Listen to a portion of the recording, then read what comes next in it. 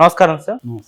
Sir, హోంమంత్రి అనితా వంగలపూడి గారికి బాలకృష్ణ గారు వార్నింగ్ ఇచ్చినట్టుగా ఒక వార్త వైరల్ అవుతుంది సార్. ఈవెన్ చంద్రబాబు గారు కూడా ఈ విషయం పట్ల కంగారుగా ఉన్నట్టు కూడా తెలుస్తుంది.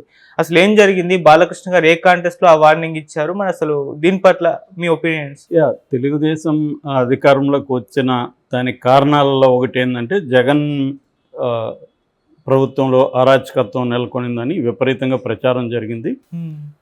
నిజానికి నిజాన్యమైన అరాచకత్వం తెలుగుదేశం వాళ్ళ మీద మాత్రం ఉంది, ప్రజల మీద ఏం లేదు. నిజానికి ప్రజల మీద ఏ ప్రభుత్వంలో ఉన్నదానికంటే ఎక్కువ తక్కువ ఏమి లేదు. కానీ విపరీతంగా ప్రచారం చేయగలిగారు. దాన్ని అడ్డుకోవడంలో వైసీపీ ఫెయిల్ అయింది. సో ఏదేమైనా విపరీతంగా జగన్ అరాచకం, సైకోపాలన ఇలాగంతా ప్రచారం చేసి వీళ్ళు వచ్చారు. సో అందువల్ల వీళ్ళు భిన్నమైన పాలన ఇస్తారని జనం ఎక్స్పెక్ట్ చేసి వీళ్ళకి ఓట్లేశారు. కానీ అంతకంటే వరస్ట్గానే స్టార్ట్ అయింది యాక్చువల్గా. సో మనం ఆల్రెడీ చాలా సార్లు చెప్పుకున్నాము. అయ్యన్న పాత్రుడు ఉద్యోగుల్ని ఎలా మాట్లాడాడు, అంతకుముందు అచ్చెన్నాయుడు ఎలా వార్నింగ్ ఇచ్చాడు, తర్వాత జేసీ ప్రభాకర్ రెడ్డి డైరెక్ట్గానే నా కొడుకుల్లారా నరుకుతా అని ప్రెస్ మీట్లోనే మాట్లాడాడు. మొన్నటికి మొన్న రాయచోట్లో మండిపల్లి రాంప్రసాద్ రెడ్డి, రవాణా శాఖ మంత్రి, వాళ్ళ భార్య హరితారెడ్డి, ఆమె ఒక ఎస్ఐని పట్టుకొని ఎట్లా మాట్లాడిందో చూసాం. సో అట్లాగే తిరువూరు ఎమ్మెల్యే ఆయన పేరు కొలికపూడి శ్రీనివాసరావు, ఆయన సత్వర న్యాయం చేయాలనే ఒక ఆతృతలో ఆయన ఎలా బిహేవ్ చేస్తాడని చూసాం. సో క్లియర్గా ఏంటంటే ఈ ప్రభుత్వం ఏర్పడిన తర్వాత విపరీతమైన ఉద్యోగుల మీద కావచ్చు, ప్రజల మీద కావచ్చు, ప్రత్యర్థుల మీద కావచ్చు, రకరకాల పద్ధతుల్లో దాడులు అవి మొదలైపోయినాయి. దీనికి ఒక కారణం ఏంటంటే వీళ్ళ నాయకులే. ఒకప్పుడు చంద్రబాబుతో సహా లోకేష్ రెడ్ బుక్ రాజ్యాంగం, ఇటు పవన్ కళ్యాణ్ కడ్రాయలతో ఊరేగిస్తా, నడివీధిలో తిప్పుకుంటూ వెళ్తా, ఈ సినిమా డైలాగులు ఇవన్నీ వాళ్ళకి ఒక అట్మాస్ఫియర్ని క్రియేట్ చేసాయి. అంటే ఇవన్నీ మేము చెప్పినా కూడా మాకు ఓట్లేశారంటే మమ్మల్ని చేయమనే కదా ప్రజలు అన్న పద్ధతిలో ఇప్పుడు రెచ్చిపోతున్నారు. దీన్ని ఎవరు కూడా ఆపడానికి ఇటు పవన్ కళ్యాణ్ ట్రై చేయట్లేదు, చంద్రబాబు గట్టిగా ఏం ట్రై చేసే పరిస్థితిలో లేడు. అసలు ఇంకా అసంతృప్తిలో ఉన్నారు చంద్రబాబు మీద. ఇంకా ఈ పార్టీకి జగన్ ఎందుకు జైల్లో పెట్టలేదు, ఈ పార్టీకి ఎందుకు కొడాలనాన్ని వీళ్ళందరినీ జైల్లో పెట్టేయలేదు, మనం చెప్పాం కదా అన్న పద్ధతిలో అసంతృప్తితో ఉన్నారు. సో ఈ కాంటెక్స్ట్లో వితిన్ ద తెలుగుదేశంలో కూడా ఇవాళ ప్రాబ్లమ్స్ మొదలైనాయి. సో ఏంటంటే అది ఒకసారి నువ్వు అరాచకత్వానికి తెర లేపేస్తే అది స్ట్రైట్గా శత్రువు వైపే వెళ్ళదు, ఎటంటే అటు వెళ్ళిపోతుంది అది. సో ఆ రకంగా ఇప్పుడు కొత్తగా ఒక వార్త నిన్నటి నుంచి వైరల్ అవుతుంది. అదేంటంటే వంగలపూడి అనితకు బాలకృష్ణ వార్నింగ్ ఇచ్చాడని. మరి ఒక హోమ్ మినిస్టర్కు ఒక ఎమ్మెల్యే వార్నింగ్ ఇవ్వడం మామూలుగా అయితే ఇది విచిత్రంగానూ విడ్డూరంగానూ ఉంటుంది. కానీ ఇక్కడ తెలుగుదేశంలో ఉన్న పరిస్థితి వేరు. బాలకృష్ణ ఎమ్మెల్యే కావచ్చు, కానీ ఆయన చంద్రబాబు వియ్యంకుడు, లోకేష్కి మామ. సో ఆయనకున్న రెండోది ఆయన ఎన్టీఆర్ వారసుడు. ఇవన్నీ ఆయనకి, అందువల్ల అతను రాజ్యాంగేతర శక్తిగా బిహేవ్ చేస్తున్నాడు. ఆయనకేం పదవులు అక్కర్లేదు, ఎవరినన్నా వార్నింగ్ ఇవ్వగలడు, ఎవరికైనా ఏదన్నా చెప్పగలడు.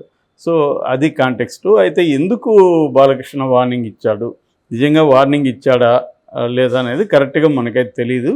కానీ వార్త ఎలా వస్తుంది.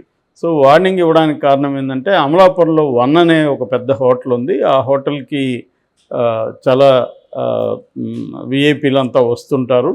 సో అక్కడ మొన్న ఏం జరిగిందంటే ఆల్రెడీ విపరీతమైన రద్దీ ఉంది. ఆ టైంలో తెలుగుదేశం నాయకులు హోటల్కి వచ్చారు. వెయిట్ చేయమని వాళ్ళు చెప్పారు. మేమేంద్ర వెయిట్ చేసేదని వాళ్ళు గొడవకి వెళ్ళి ఆ సిబ్బందిని కొట్టారు.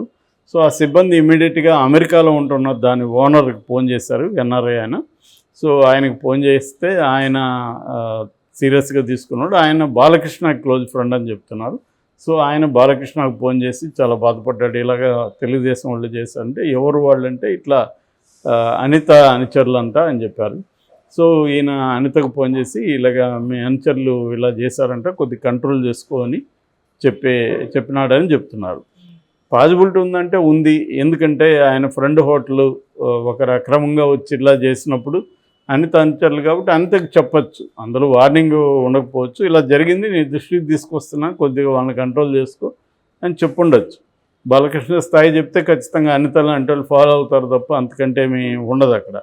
అనిత హోమ్ మినిస్టర్ కావచ్చు, ఇంకొకటి కావచ్చు, కానీ మొత్తంగా చూసుకున్నప్పుడు వీళ్ళ ఫ్యామిలీలో బాలకృష్ణ ఒక కీ రోల్ అయితే ఉంది. ఎందుకంటే చంద్రబాబు అరెస్ట్ అప్పుడు కూడా బాలకృష్ణకి పగ్గాలు ఇచ్చే పరిస్థితి ఉంది, కానీ బాలకృష్ణ దానికి సూటిగాడని చంద్రబాబు అతను ముందుకు తీసుకురాలేదు. ఎందుకంటే ఆయన ప్రత్యక్ష రాజకీయాల్లో బాలకృష్ణ కష్టం, ఆయన యాటిట్యూడు, ఆయన type of dealing with people.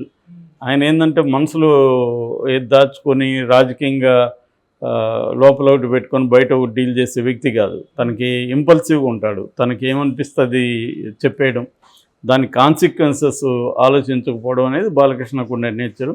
రెండోది, అతను ఫ్లూయెంట్గా ఒక విషయాన్ని స్పష్టంగా ప్రజలకు చెప్పే కైండ్ ఆఫ్ కూడా అతనికి అలవాట్లేదు. అతనికి సినిమా డైలాగులు ఉంటాయి, కానీ అక్కడే మనకి పవన్ కళ్యాణ్కి అతనికి తేడా కనిపిస్తుంది. పవన్ కళ్యాణ్ సినిమాలో కంటే కూడా బయట బాగా డైలాగులు చెప్పగలడు. బాలకృష్ణకి ఆ ప్రాబ్లం ఉంది, ఒక ఫ్లో రాదు అతనికి. సో రెండోది ఏంటంటే, అతను బయట ఎక్కడన్నా అంటే విత్ ఇన్ ద షూటింగ్లో ఎక్కడన్నా మాట్లాడితే దానికి అలవాటు ఏంటంటే బూతులతో కూడిన భాష అలవాటు అది. సో అది లేనప్పుడు ఏమవుతుందంటే వాళ్ళకి కట్ అయిపోతుంది సెంటెన్స్. చాలా ఊర్లలో మనం చూస్తుంటాం, వాళ్ళు బూతులు లేకుండా మాట్లాడలేరు, ఎందుకని అది అలవాటు అయిపోయింటుంది. సో బూతులు లేకుండా మాట్లాడరంటే వాళ్ళకి ఫ్లో రాదు. సో ఈ ప్రాబ్లం బాలకృష్ణకు కూడా ఉంది. సో అందువల్ల ఇప్పుడు ఇది తలనొప్పి క్రియేట్ చేసిందని. సో అనిత కూడా దాన్ని లైట్ తీసుకోకుండా తన వాళ్ళని వాళ్ళు అవమానిస్తే వాళ్ళని వీళ్ళు ఇబ్బంది పెట్టి ఉండొచ్చు, కానీ అసలు హోటల్ సిబ్బంది దురుసుగా ప్రవర్తించారని. సో ఇలా బాలకృష్ణ తన విషయాల్లో జోక్యం చేసుకుంటే ఎలా అని ఆమె కూడా ఆవేదన చెంది సీఎంఓ ఆఫీస్ వరకు వెళ్ళింది ఈ మ్యాటరు. సో చంద్రబాబు కూడా ఇది హెడ్ఏక్గా మారింది. అంటే ఏదన్నా ఉంటే దాన్ని ప్రాపర్ ఛానల్లో చేయాలి తప్ప డైరెక్ట్గా ఆమెకు ఫోన్ చేసి, ఆమె అంతకుముందు ఎమ్మెల్యేగా ఉండొచ్చు, మామూలు ఇదిగా ఉండొచ్చు, ఇప్పుడు ఒక హోమ్ మినిస్టరు, అక్కడ ఆమెకు హోదా ఇవ్వాలి. అది లేకపోతే ఇప్పుడు ఏంటంటే ఈ న్యూస్ స్ప్రెడ్ అయ్యేసరికి లోకల్గా ఆమెకి ఇబ్బంది అవుతుంది. అంటే ఆమెను బాలకృష్ణ తిట్టాడు అన్న వార్త వెళ్ళిపోతే ఆమెకి అది ప్రాబ్లం అవుతుంది. ఒకసారి నువ్వు ఒక పదవి ఇచ్చి ఒక గౌరవం ఇచ్చిన తర్వాత దాన్ని వీళ్ళే నిలబెట్టుకోకపోతే ఇంక బయట వాళ్ళు ఎందుకు క్యారీ చేస్తారు? సో ఇది ఒకటి. రెండోది, దళితుల మీద తెలుగుదేశంలో దళిత మంత్రుల మీద ఇలా జరుగుతుందనేది రేపు వైసీపీ కూడా దీన్ని బలంగా తీసుకెళ్తారు. అదే ఒక అప్పర్ కాస్ట్ మినిస్టర్ అయితే బాలకృష్ణ ఫోన్ చేసి బెదిరించేవాడా, ఒక దళిత్ కాబట్టే కదా అనేది ఉంటుంది. గతంలో కూడా మనకి ఈవెన్ జగన్ ప్రభుత్వం కావచ్చు, అంతకుముందు ప్రభుత్వాల్లో కూడా దళితులు మంత్రులైనా కూడా వాళ్ళకు ఉండే స్థాయి ఆ స్థాయి ఉండదు. నేను చాలాసార్లు చెప్పాను, దళితులు ఎంపీలు ఎమ్మెల్యేలు పేరుకు అవుతారు, కానీ రియల్ పవర్ వాళ్ళ దగ్గర ఉండదు. ఎందుకంటే ట్రెడిషనల్గా ఏ రెడ్డు కమ్మ లేక కాపు ఇలాంటి అప్పర్ కాస్ట్ వాళ్ళకు ఉండే ఒక ఆధిపత్యం, పవరు. రెండోది, వాళ్ళు కూడా దాన్ని అసెప్ట్ చేసుకొని దాన్ని ఎక్స్ప్రెస్ చేసే పద్ధతి, ఇది దళితులకి లేకపోతే కొంత స్థాయిలో బీసీలకి రావడానికి ఇంకా టైం పడుతుంది. ఒక జనరేషన్ సరిపోదు అది. వాళ్ళ అసెషన్ రావడానికంటే ప్రధానంగా వాళ్ళకి ఆస్తులు కూడా అవసరం. ఒట్టి రిజర్వేషన్లోనూ ఇంకో పద్ధతిలోనూ రావడం వరకు అది ఖచ్చితంగా ప్రోగ్రెస్సే, కానీ అది రియల్ పాలిటిక్స్లో, రియల్ పవర్ పాలిటిక్స్లో అది సరిపోదన్నమాట. సో అది కూడా ఒక ఎగ్జాంపుల్గా కూడా మనం చెప్పుకోవచ్చు. అందులో కూడా వాస్తవం ఉంది వాళ్ళ విమర్శలో. ఒక దళిత ముఖ్యమంత్రి కాబట్టి బాలకృష్ణ ఇమ్మీడియట్గా వార్నింగ్ ఇవ్వగలిగాడు. అదే వేరే వాళ్ళు అక్కడ లోకల్గా పవర్ ఉంటే బాలకృష్ణకు కూడా కొంత జాగ్రత్త. ఇప్పుడు ఏ పట్టాల శ్రీరాములకు ఫోన్ చేసి అలా మాట్లాడలేడు కదా బాలకృష్ణ, సునీతకు ఫోన్ చేసి అలా మాట్లాడలేడు. క్లియర్గా అక్కడ అయితే ఆ తేడా అయితే మనకి కనిపిస్తుంది, అది చాలా స్పష్టంగా ఉంది. ఈ కేసులో కూడా అదే మనకు కనబడుతుంది. ఒక దళితుల్ని వాళ్ళకి విధి లేక అవసరం కాబట్టి ఇవ్వడం అనేది చేస్తారు తప్ప, ఇప్పటికి కూడా అప్పర్ కాస్ట్కి ఏంటంటే వాళ్ళని రియల్గా వాళ్ళకి పవర్ ఉన్నట్టుగా వాళ్ళతో బిహేవ్ చేయరు అనేది పద్ధతి లేదు ఇప్పటికి కూడా. అది పై స్థాయి నుంచి కింది స్థాయి వరకు ఉంటుంది. దానికి ఇంకొంత టైం పడుతుంది. కనీసం ఈ స్థాయికి ఇప్పుడు వచ్చారు. ఎప్పుడైనా ప్రోగ్రెస్ అనేది జంప్ ఒక్కసారిగా ఒక జంప్ అనేది ఎప్పుడూ కానీ జరగదు. అందుకనే జంప్ జరిగినప్పుడు దాన్ని రెవల్యూషన్ అంటారు, విప్లవం అంటారు. మిగతా అంతా కూడా గ్రాడ్యువల్గానే జరుగుతుంది. ఏదేమైనా ఇదైతే ఇప్పుడు తెలుగుదేశంలో